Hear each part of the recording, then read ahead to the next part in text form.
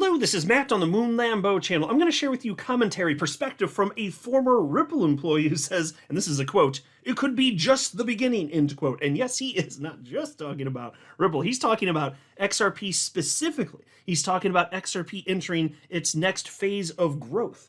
And almost no humans on the planet know that XRP even exists. This is one of the reasons it's such an exciting time to be an XRP holder.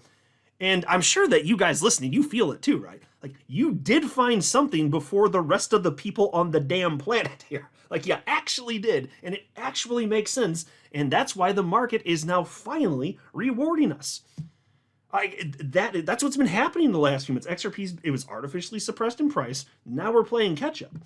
But this commentary I'm looking forward to sharing with you in the first part of this video here, again, from a former Ripple employee, he gets it. And it's so interesting to see perspective from someone like this who is actually, like, in the machine, effectively. You know what I mean? Like, he's behind the scenes. He knows things that the typical person in crypto wouldn't know as it pertains to what Ripple's doing with XRP specifically and the XRP ecosystem. And it's also fascinating to see that a lot of this stuff that he's been talking about, it's in line with what expectations have been within the XRP community for like the last decade. Like, even if you go literally 7, 8, 9, 10 years back, a lot of the stuff that we were thinking, hey, it could go this way, like, a lot of that's actually unfolding right now. And it's the coolest damn thing to see.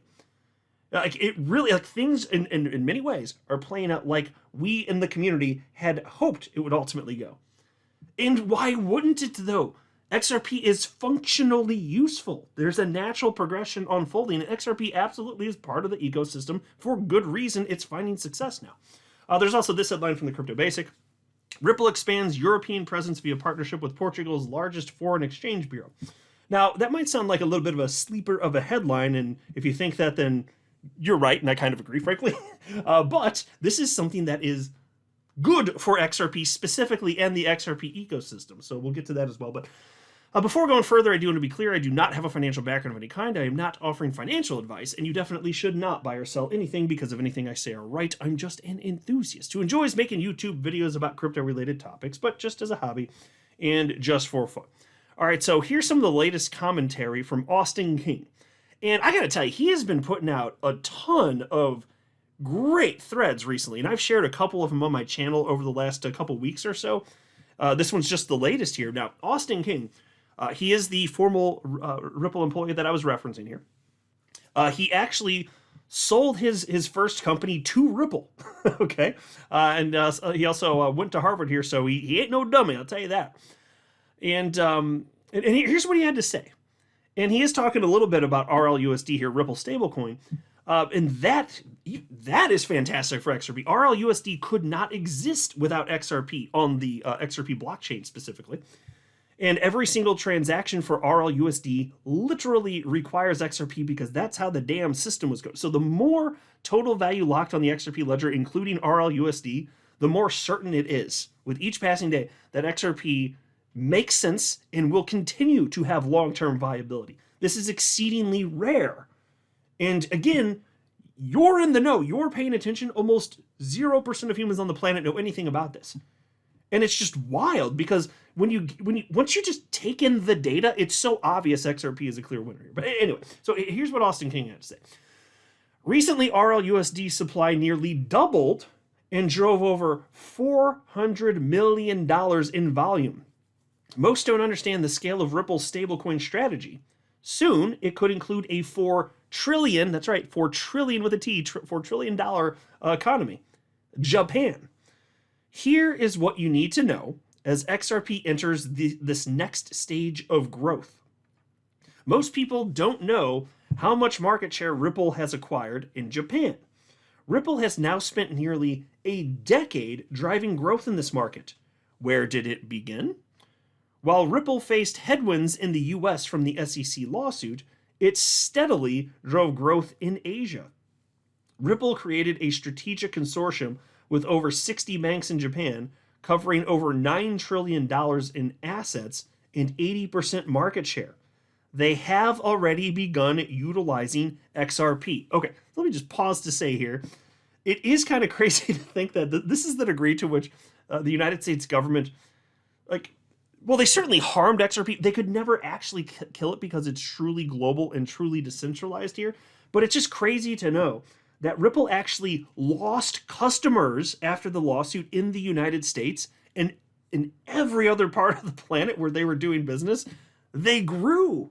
And the amount of transactions with XRP as a bridge currency in Ripple payments, it increased, which is just, I mean, you'd love to see it. It only makes sense because the rest of the world, other governments around the world, they didn't care what the SEC had to say about XRP. It didn't impact them. They had no power over them. And so, left untouched, without any sort of nefarious government intervention, XRP just thrives because it just freaking works. It just does. And you're seeing further adoption over in Japan. And by the way, this video clip, so I didn't mention this, but it's on your screen, so if you're looking, you already saw this, but there's this video clip that Austin King shared in this first post in his thread here. And Brad Garlinghouse is basically just talking about how they partnered with SBI, major bank in Japan back in 2016 because they get the big vision.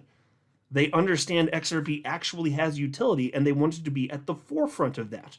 So there are certain people that get it. And so all that to say, if you think XRP makes sense, just know you are not the only one, okay? You're not some sort of crazy person, right? There are all sorts of highly intelligent, successful people in various fields, and including in the world of finance, obviously, who do agree with you. And so anyway, as he said here, they have already begun utilizing XRP. So Austin King continues. By leveraging XRP, Japanese citizens can achieve instant transfers throughout nearly the entire banking sector. This is a huge validation of the utility that XRP is providing banks. But it could be just the beginning. It's possible that Ripple could leverage the consortium to launch a Japanese stablecoin. And folks, this is something I haven't really talked about too much on this channel, but I've seen this idea discussed a bit within the community, and for good reason. So yeah, there's RLUSD, the Ripple stablecoin. Why wouldn't they have a bunch of other stable coins that aren't backed by the dollar? Well, I think that they probably are. And so here's a former Ripple employee. He knows some things, he knows some people, and he's like, yup. Now, for any coin that's on the XRP ledger, XRP is literally required. This is all helping to ensure the long-term viability of XRP and the XRP ledger itself. That's why this matters for any of you listening here. And so anyway, then he says the Japanese yen alone could bring hundreds of billions in value to the network, over 1,000x from where we're today. And by the way, it's worth noting here, we're talking about total value locked on the ledger then. And that metric, total value locked, that was a primary driver, it was a primary indicator for last market cycle. Those coins that did hit new all-time highs, they had a lot of total value locked. This is a metric that materially matters in terms of market performance. And we're going in the right direction here, you see. And so then he says, and that's only one country. XRP could become the network that governments across the world depend on to run their financial systems. If that happens, nothing we've seen so far will come even close to the growth that will follow. Yes, and see, this is where it's so bad. This is the type of stuff that people were speculating about, even when I jumped into crypto in 2017. And it might have sounded a little bit too grandiose back then to state something like that. All sorts of major countries around the world, they could be running their financial systems. But okay, this is not some fly-by-night individual. This is somebody who used to work at Ripple. This is what they're going for, right? So it's not like the whole system's going to run on XRP. Not literally. That's silly. Some people say stupid things like that. That's not true, and that's not what he's asserting either here. But in an increasingly liquid world, you're going to see way, way, way more things tokenized. And why wouldn't you want to tokenize those things on a tried and true blockchain like the XRP ledger? Well, that's the point, though. And that just locks in the long-term viability of XRP. That's what is happening here. So, yeah, you're going to have this, because look, crypto's not going away. You know that. I know that, obviously, right? Look, you can disagree as far as what coins are going to have long-term viability in various aspects of the space, that what makes sense. But only people who don't know what the hell they're talking about would would say something like crypto is it's just, like on the Peter Schiff types, it's going to go to zero. No. So then you just got to try and figure out, okay, this is what we're all trying to do. Which coins are going to be the winners? But look what's already happened. Look at all this stuff. Money market funds being tokenized on the XRP ledger. T-bills. Like, this is already happening. Stocks being tokenized on the XRP ledger. Increasingly stable coins backed by various fiat currencies around the world. It's not going to get smaller. It's just going to get bigger. What do you think that means for the long-term viability? So this is why it makes sense to be excited. And this is what people were talking about a decade ago before I even knew XRP existed. And it's just neat to see it actually happening now. It's all happening. So we were theorizing it would happen and that it would happen on the XRP ledger, the better part of a decade ago. Now it is. Now it is happening on the XRP ledger. It couldn't be more obvious, and nobody freaking knows this. Not literally, but I mean, you know it, I know it. But, and a lot of people in crypto obviously agree, but it's not most humans, not yet. That's because we're still early. That's the exciting part about all this, frankly. And Ripple is making progress in all other, all sorts of other areas around the world. The headline here again from the Crypto Basic: Ripple expands European presence via partnership with Portugal's largest foreign exchange bureau. Ripple has unveiled a new partnership with Unicambio, I might be saying that wrong, Portugal's oldest and most prominent foreign exchange bureau. For context, the collaboration will leverage Ripple payments to facilitate instant, low-cost cross-border payments between Brazil and Portugal. Okay, so I haven't seen, maybe I missed it. If you guys know of anything, because I don't pretend to know everything, I just share what I know and I learn from you guys as well. I haven't seen anything specifically about XRP being utilized with any transactions, but for this specifically. But it certainly opens up the door for stuff like that. So I think that's very obvious regardless here. Anyway, piece continues. With the integration of Ripple's payment solution, Unicambrio's corporate clients can transfer funds and settle payment transactions within minutes. This would significantly reduce the time and costs associated with traditional payment systems. So, folks, that is still being built out. And I firmly believe for the longest damn time, as long as there's even just one use case for a cryptocurrency, as long as the world continues to embrace that one use case for that one cryptocurrency, that cryptocurrency doesn't fade into oblivion. It doesn't go to zero. It doesn't go away. Because those things which are functionally useful, people, especially if it's a technology, humans don't tend to discard that, do they? So as long as XRP is useful even for one use case, even that's enough to ensure its long-term viability. But there's more than one thing XRP is being used for. I'm just pointing out even this one thing, the one thing that's at the core of what Ripple's been doing for most of the last decade anyway, as it pertains to XRP, that has worked. Even just this one thing.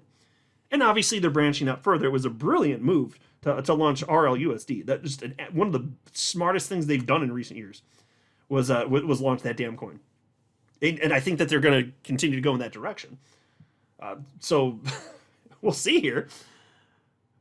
But it's so obvious that if you think about this, and I've thought about this a number of, I haven't talked about this in a long time on the channel, I suppose, but I remember when I jumped into crypto thinking that Satoshi Nakamoto's original vision for Bitcoin, peer-to-peer cash system, I just remember thinking, although that was the first envisioned use case for a cryptocurrency, that might be just about one of the last use cases that it's actually broadly adopted for.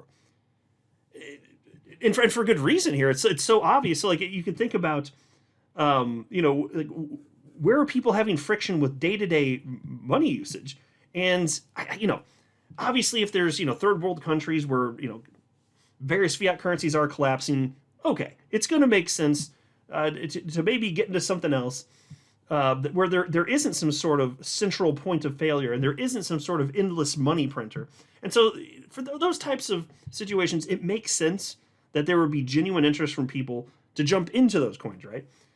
But is that the case for you and I? Well, I can only speak for myself here, I suppose, but if I were to start using any cryptocurrency, even XRP, for payments, I'd be adding friction to my life. And part of that's structural because, the tax implications of using XRP as money right now, that's awful. But given that my credit cards just work, I'm not big into paper money, and oh my God, metallic currency coins, the bane of my existence. But it all just works. What problem am I solving if I switch? I'm not. I'm just, you have to get into new habits. It's just a headache of anything. And so for that reason, I think that might be one of the last use cases that's broadly adopted, but I think it will. It makes sense. It's just those people who are most enticed to switch over for various reasons, especially if your currency is collapsing, your fiat currency. Yeah, you're going to be much more interested. As volatile as certain cryptos are, if you've got hyperinflation, that's even worse. So that might be for some people the only reasonable way to try and prevent your net worth from plummeting to zero effectively. And so one of the first use cases to broadly get adopted, it's obvious, just the movement of money for effectively, it's so cheap, just effectively free transactions. To me, it's just such a big freaking no-brainer. It just takes a long time to see it actually get adopted. So it's just, and I always thought that was interesting. Even back in 2017, I remember thinking through this, and I still believe it. It's like, yeah, Bitcoin's originally intended use case, like maybe it's among the last reasons people, or use cases that people care about. But this is the most obvious one, and Ripple's going for it, and here we are. They've been working on this for over a decade, and it has taken hold. Now, I think it'll get way, way, way bigger as time passes, but it does just work.